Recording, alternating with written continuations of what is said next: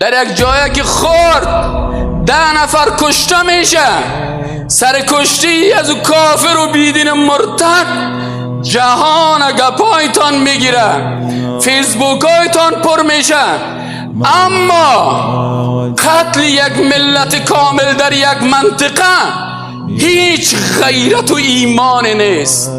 چرا گپ نمیزنه؟ چرا حرکت نمیکنه؟ چرا در مقابل از این مظاهره گرفتار نمیشه؟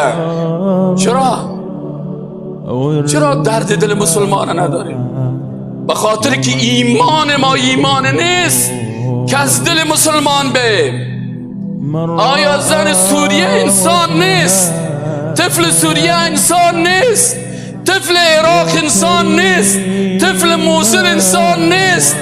مسجد سوریه قرآن نداره، مسجد سوریه قرآن و حدیث درش نیست، مسلمان در اونجا عزت نداره.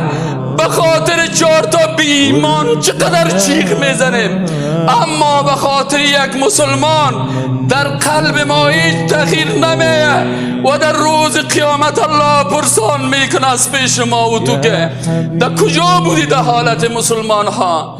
چقدر فکر کردی وقتی که فیسبوک تا چالان کردی یک روز سایل کردی که کل موصل از الف تا به یا در دادن، کلش از بین بردن، خانه هایش چپه کردن، باز تو در پالوی اینمی امریکایی کافر استاد هستی، باز تو پالوی اینمی ترامپ مرتد استاد هستی، باز تو در پالوی اینمی تواقیت از این تواقیت دفاع میکنی، بر از این تواقیت کار میکنی و زحمت میکشی و از اینا سرسختانه دفاع میکنی.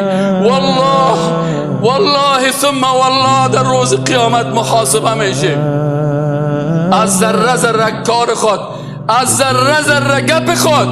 فقط خوشحال هستیم که ما والا صاحب به طریقی رسول الله نماز میخوانیم.